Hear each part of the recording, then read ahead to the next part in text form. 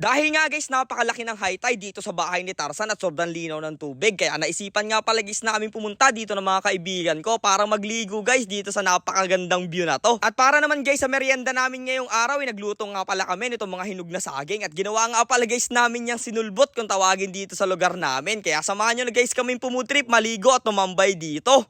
So what's up mga kanapadaan lang, maaga na nga pala guys kami ngayong araw na tatanghaliing magising. Sobrang laki nga pala guys ng high tide at napakalinaw nga pala guys ngayong araw dito sa lugar namin ng tubig. Kaya ngayong araw ay hindi rin muna namin gagamitin itong bangka naming sinimo dahil nagtampo na naman. Dito muna guys kami sasakay sa bangka naming disagwan. Namimiss na kasi guys naming magsasagwan dito sa may tabi ng mangroves. Syempre guys, kasama natin sa adventure ngayong araw yung mga tropa nating si Angelo, si Dugong, si Balong at si Miguel. At nais ko nga pala guys sa inyo ipakilala itong aming marina aso. Grabe guys, sobrang galing niyong maglangoy at napakatagal niyang sumisid. Habang nagsasagwan nga guys kami dito ay grabe, napakalinaw nga pala guys ng tubig. Parang hindi na namin kayang pigilang tumalon dyan at magtampisaw at magpalutang-lutang na parang bote ng Mountain Dew. Naalala ko nga lang pala guys, nung nagsisimula pa lang kami sa vlogging, nagsasagwan lang talaga kami papunta dito.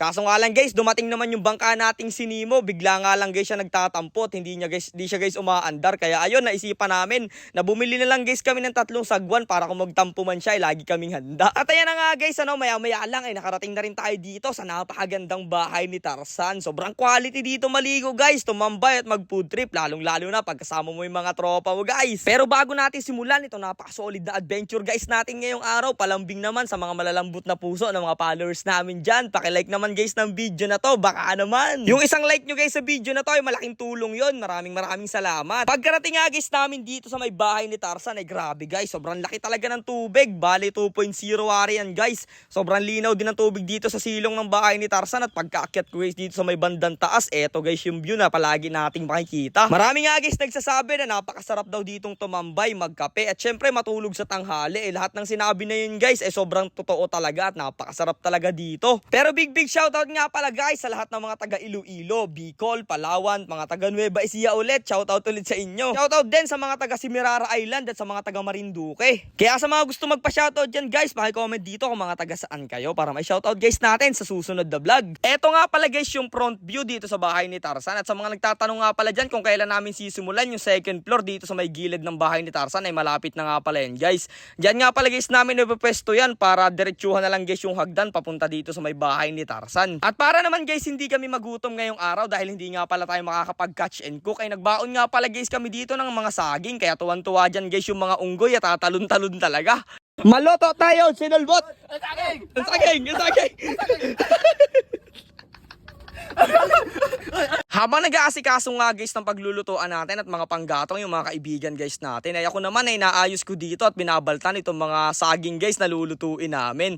Grabe, ito talaga guys ang favorite namin dahil dati kaming mga unggoy. Hindi guys, joke lang, talagang madalang lang kami makakain ng saging dahil mga seafoods yung pinufood trip natin ng madalas. Ito nga pala guys, luto natin dito sa saging na to, yung tinatawag guys naming sinulbot. Meron siya guys asukal at gatanan nyog. Sa lugar namin guys, sinulbot ang tawag doon. Dyan sa lugar nyo, anong tawag? Baki-comment na rin guys sa baba. At eto nga, kumuha na rin kami ng mga nyog na ilalagay guys nating gata dito. Eto nga pala guys yung isa sa mga tropa namin at matagal na rin namin hindi nakasama at nagbabalik siya ngayong araw. Yan nga pala guys yung tropa nating si Balong na sobrang puti. At dahil nga guys na ilimutan namin dito yung mga baon namin na asukal dahil kailangan nga pala guys ng asukal nito ay babalik muna yung tropa nating si Balong dyan. Syempre guys, ang unang first step na gagawin natin ay magdudurog o magtutunaw guys tayo nitong arnibal na asukal para medyo kumulay guys. At syempre guys, after no, haluin natin hanggang maging parang caramel na ganyan. Tapos ilalagay guys natin itong mga saging na ginayat natin kanina.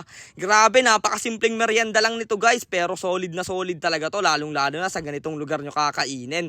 At ayan, nilagyan na rin nga pala namin ng gata ng nyug yan. At habang iniintay nating maluto itong merienda natin ngayong araw, meron nga lang pala guys ako sa inyong gustong ipakilala na isang product. Eto nga pala guys ang Kamote Crunch. Grabe, napakasarap nga pala guys nito at may iba-ibang klase ng flavor siya. May caramel, merong barbecue at may cheese. Meron din guys strawberry at ubi na flavor. Eto nga pala guys ang madalas naming baon na panghimagas pag nagpo-food trip kami. At eto nga pala guys yung page niya. Meron din nga pala guys silang account sa TikTok at meron din guys silang account sa Shopee. Paki-check na lang dyan. Masarap to guys, kaya subukan nyo na rin mag-order sa kanila. Dahil hindi pa nga guys luto yung merienda natin ngayong araw ay maliligo muna guys kami dito sa napakalinaw na tubig dito sa harap ng bahay ni Tarzan. Grabe guys, ito yung mga pangarap talaga namin ng mga bata pa kami, yung gumawa guys ng ganitong treehouse, kakain po food trip at syempre maliligo at magtatambay. Kaso nga lang guys, wala pa kaming mga bitaw ng mga panahon na yun. Kaya ngayon lang guys namin nagagawa to na malalaki na kami. Sigurado ako guys na mga lumaki dyan sa probinsya ay nararanasan din yung mga ganitong bagay. Yung nagbabaon guys sila ng pagkain, naliligo sa ilog o sa ganitong tubig dagat. Tapos pag uwi guys, paniguradong may palo na sa mga nanay nila. Habang naliligo nga guys yung mga kaibigan natin dun sa baba, ay ako naman guys tinitingnan ko itong niluluto namin sinulbot at maya maya lang guys naluto na.